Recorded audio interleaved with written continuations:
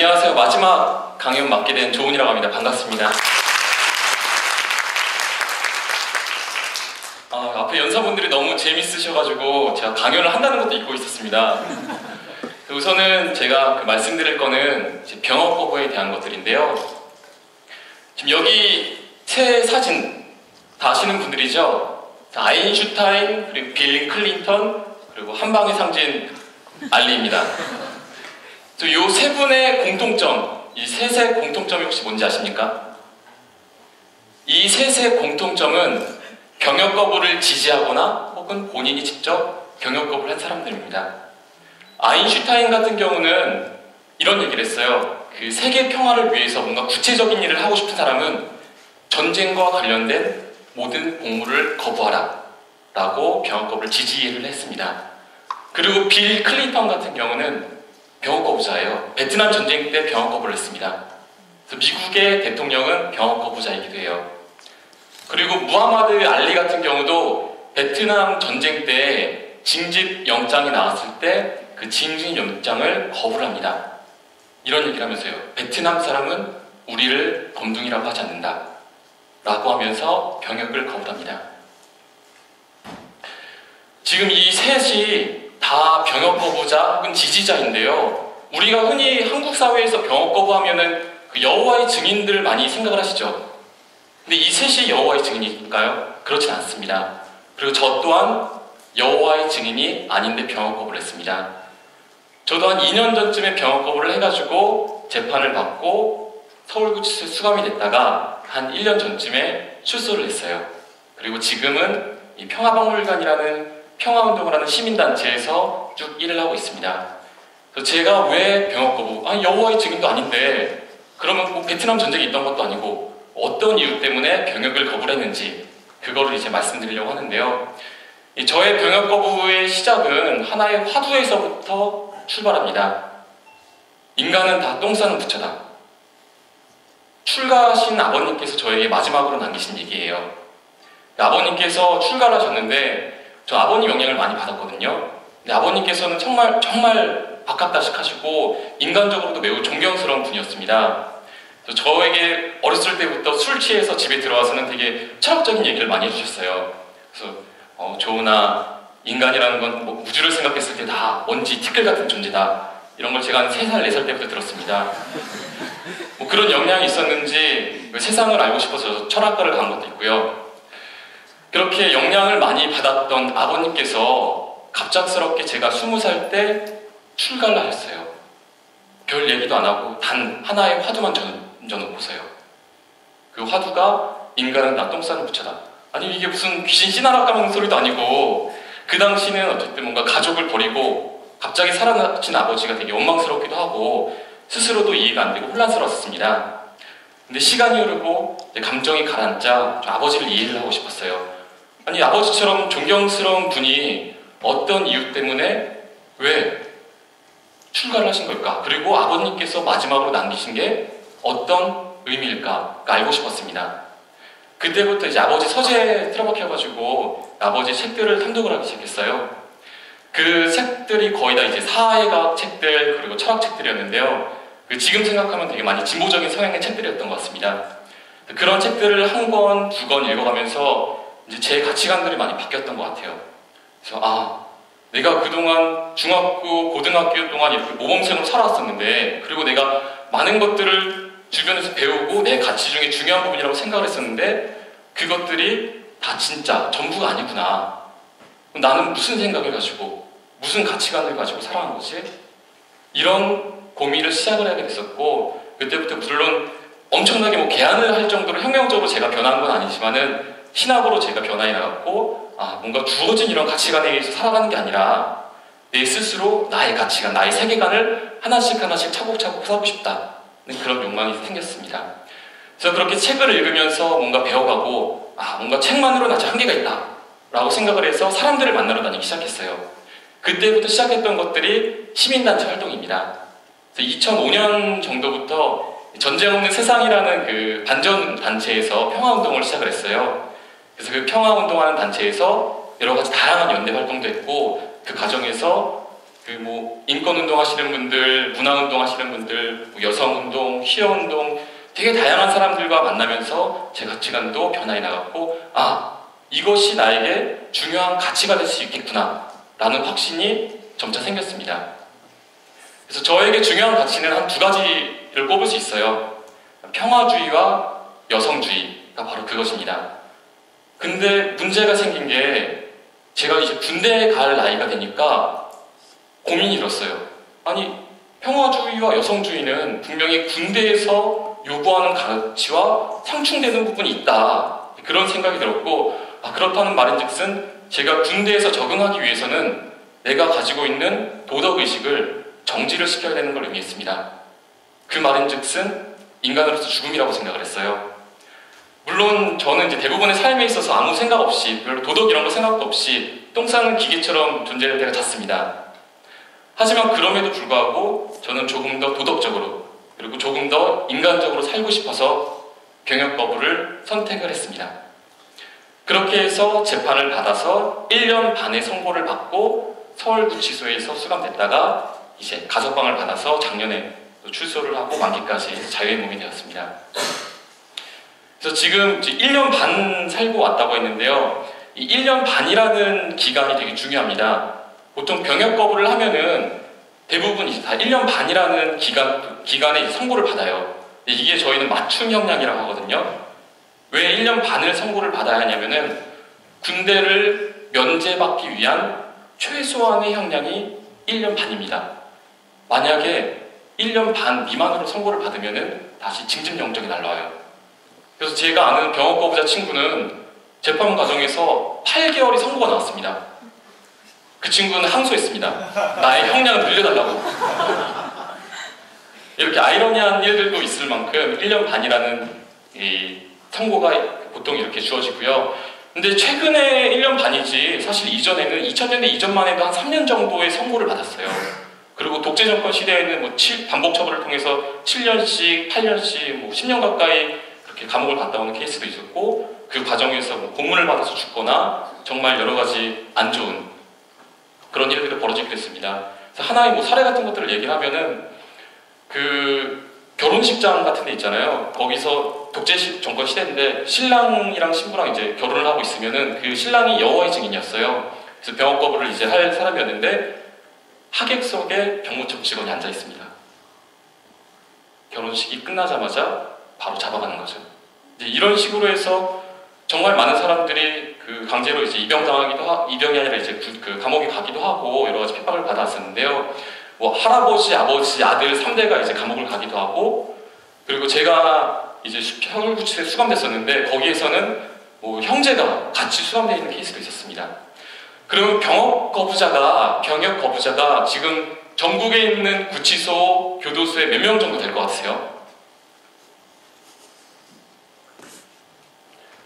현재 수감되어 있는 병역 거부자들은 700명 이상이 됩니다. 그리고 지금 저희가 일제시대 때부터 이제 징병제가 있었고, 그때부터 지금까지 쭉 병역 거부자들이 있었는데요. 총 70여 년 동안 17,000명 정도의 병역 거부자들이 군대 대신 감옥을 선택을 합니다. 근데 아까 말씀드렸듯이 저는 여호와의 증인은 아니고 다른 이제 신념, 정치적인 혹은 뭐 기독교, 불교, 천주교에 이런 다른 병역 거부자들이 있는 것처럼 이런 그 종교적인 외에 병역 거부를 했는데, 이런 사람들은 여태까지 몇 명 정도 될 것 같으세요? 총 17,000명 정도의 그 병역 거부자 중에서 저희는 50명 정도 됩니다. 그러니까 99.9%가 사실 여호와의 증인분들이죠. 저희 50명은 2001년 정도에 오태양 씨라고 이제 불교 신자이기도 하고 평화주의자이기도 한 분이 병역 거부를 하면서 이슈화가 됐어요. 그러면서 1년 그 이제 사회적으로 이제 공감되고 확산되고 이슈가 쭉 되면서 판사들이 뭔가 사법부에서는 할 수 있는 게 이 정도 선이다라고 하면서 1년 반을 선고를 하고 나머지 공은 국회 쪽에 이제 넘깁니다. 이건 뭔가 문제가 있고 대체 공무를 마련을 하든 뭘 하든 처리를 해야 된다라는 식으로 해서 지금은 판사들이 다 1년 반, 군대를 면제받기 위한 최소 형량인 1년 반을 선고를 받습니다. 그럼 이 50명의 몇 명, 저 말고도 어떤 사람들이 있는지 말씀을 드리고 싶은데요. 이분은 꽃을 들고 있는 이분은 강철민 씨라는 병역거부자입니다. 2003년도에 이라크 전쟁이 있었잖아요. 그 당시에 현역 이등병이었어요. 근데 강철민 씨는 얘기를 했죠. 아니, 자국의 군대가 자국의 영토와 국민들을 보호해야지 왜 침략 전쟁의 도구가 되느냐 라고 얘기를 하면서 이라크 파병을 철회하라 라는 요구를 하며 농성을 시작합니다. 농성 끝에 이제 그 2년형을 이제 선고를 받고 육군교도소에 수감이 되었다가 마산교도소로 이제 이감을 가가지고 나중에 항소를 해서 1년 반 살고 나온 분이기도 합니다. 그리고 이분은 평택에 있는 초등학교 교사였어요. 김은태 씨라는 분인데 여기에 앞에 있는 기자회견 때 문구는 나의 꿈은 좋은 선생님입니다. 이 선생님이 이런 얘기를 했습니다. 아니, 나의 아이들 학생분들에게 싸우지 말라고 가르치는 내 선생으로서 어떻게 전쟁훈련, 군사훈련을 받을 수 있겠느냐. 난 아이들과 함께 배운 평화와 사랑을 말이 아닌 몸으로 실천하겠다라고 하면서 병역거부를 합니다. 병역거부를 하면 감옥을 가잖아요. 감옥을 가면은 공직에서 박탈되고 공직시험도 5년 동안 볼 수가 없습니다. 평택 초등학교 교사였던 김은태 선생님은 초등학교에서 속된 말로 잘렸습니다. 그리고 다행히 지금은 출소 이후에 대안학교에서 아이들을 가르치고 계세요. 그리고 이 친구를 제 대학교 동기 친구인데 아시는 분이 있을지도 모르겠어요. 이길준이라는 친구인데 그 예전에 2008년 때 그 촛불 집회가 있었잖아요. 광우병 파동 때 많은 사람들이 촛불을 들고 광화문에서 시위를 했었습니다. 그 당시 이 친구는 의경이었어요. 아마 그 촛불 들고 여기 계시는 분들 중에서도 많이 그 광화문에 있는 분들이 있었을 텐데 당시 의경이었던 이 친구는 자기의 의도하는 그리고 자기의 원하지 않는데도 불구하고 이 촛불을 든 시민들을 진압해야 되는 입장이 되었습니다. 그래서 촛불을 들고 있는 시민들이 있으면은 자기는 방패를 들고 대치를 하고 있고 하지만 본인이 생각하기엔 나는 촛불을 들고 저 자리에 있어야 되는데 방패를 들고 그들을 진압하는 것에서 정말 괴로워했어요. 그래서 방패를 들고 있다가 휴가를 나와서는 저랑 촛불을 들고 그 의경들 앞에 있고 다시 복귀해서는 방패를 들고 촛불을 대치하고 이런 게 반복되다가 그는 선언을 합니다. 촛불 집회를 하는 걸 진압하라는 명령에 나의 인간성이 사얗게 타오르는 걸 느꼈다. 나는 진압의 도구에서 양심의 주체가 되겠다라고 하면서 병역거부를 선언을 합니다. 그러고 나서 이제 전의경제 폐지를 위해서 목동에 있는 신월동 성당에서 농성을 하다가 결국 수감돼서 2년형을 선고받고 감옥에 갔다가 출소를 했습니다. 지금 이 친구는 글을 쓰는 소설가 지망하는 친구였어요. 지금도 글 쓰는 작업도 하고 있습니다. 그 밖에도 여기에 있는 사람들이 아까 말씀드린 여호와의 증인만이 아니라 다른 종교 혹은 여타 정치적인 평화주의적인 신념 때문에 병역거부를 한 사람들의 얼굴들입니다. 되게 다양한 일 때문에 병역거부를 많이 해요. 반전평화주의, 생태주의는 그 농부인 사람이 병역거부를 하는 분도 있거든요. 최준호 씨라는 농부인데 아니 농부가 농사를 지어야지 뭔 군사훈련을 받습니까? 라고 하면서 이제 병역거부한 사람도 있고 그리고 뭐 성 정체성을 이유로 해가지고 키워분이 이제 병역거부를 하는 분도 있습니다. 이들의 직업도 되게 천차만별이에요. 학생도 있고 군인도 있고 그리고 영화 감독도 있고 평화 인권운동 활동가들도 있고 정말 다양합니다. 이들이 뭔가 각각의 신념과 그리고 자기가 중요시 여기는 가치, 내가 옳다고 믿는 거를 그대로 실천하고 행동을 했기 때문에 병역을 거부를 한 겁니다. 근데 어떻게 보면 이 사람들이 되게 독특하거나 우리가 이제 오늘 주제인 괴짜라고 생각을 하기에는 너무 되게 흔한 사람들이에요. 만나서 같이 얘기하고 술 먹고 놀다 보면은 우리의 옆에 있는 형, 동생, 친구 그 이상도 이하도 아닙니다. 근데 이 사람들은 도대체 왜 이런 얘기를 계속 하면서 아니 그렇다고 하더라도 너희들이 주장하는 것은 뭐 문제 있지 않느냐 이런 얘기도 많이 하잖아요. 예를 들어서 뭐 너희들만 양심이 있냐 혹은 너희들이 다 병역거부를 하고 거기에 대해서 대체복무를 요구를 하면은 그게 나중에 사회적으로도 문제가 있지 않겠느냐 누가 군대를 가겠느냐 이런 이제 많은 반박도 받았습니다. 거기에 대해서도 간단히 설명을 해드리고 싶어요. 저희는 이제 그 양심적 병역거부단에 쭉 수감이 돼서 이제 감옥을 갔었는데 대체복무제가 진행이 되기도 했었습니다. 그래서 그 8년 이후에 노무현 정권에서 이제 병무청 그리고 국방부 쪽에서 이 병역 거부자들에 대한 이 대체복무를 입법하려고 계속 시도를 했었어요. 그러다가 정권이 바뀌면서 이제 무산이 되긴 했었는데요. 그 대체복무제 안을 보면은 현역 복무 기간의 1.5배 정도 되는 기간 동안 전국에 있는 뭐 한센병원 혹은 정신병원 이렇게 노동 강도가 되게 강한 곳에 그리고 상당히 오랜 기간 동안 기숙 형태로서 대체복무를 하게끔 이제 시행을 하려고 했었습니다.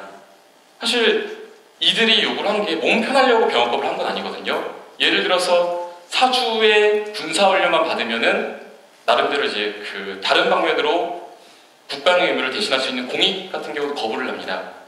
이런 사람들은 결국은 어느 정도의 노동 강도든 얼마만큼 긴 기간이든 상관이 없으니까 총을 1분 1초라도 쓸 수 없으니까 다른 방면으로 대체복무, 그 국방의 의무를 질 수 있지 않겠느냐라는 얘기를 하면서 병역법을 얘기를 하고 그리고 대체복무 입법운동을 하기도 했습니다.